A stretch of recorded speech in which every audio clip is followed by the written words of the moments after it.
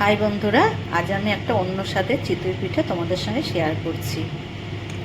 আর আমি যে এই যে নারকোল আর খোয়া দিয়ে যে পুরটা তৈরি করেছি, এটা আমি তোমাদের দুধ পুলিটা যে বানিয়েছিলাম তাতে এই পুরের রেসিপিটা আমি তোমাদের দেখিয়েছি।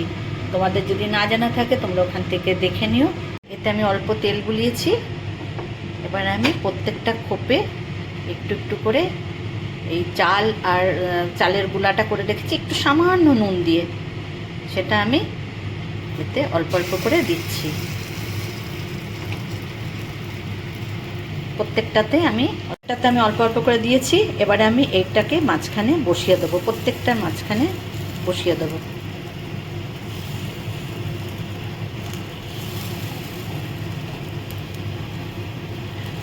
নারকোল আর খোয়ার পুরের ওটা একটু চ্যাপটা চ্যাপটা করে নিয়েছি।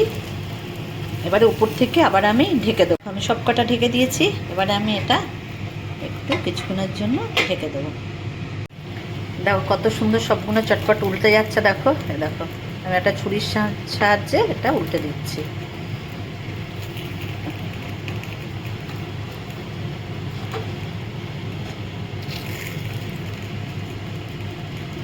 কেমন লাগলো এই মিষ্টি চিতই পিঠা তোমরা আমাকে কমেন্ট করে লাইক করে জানিও।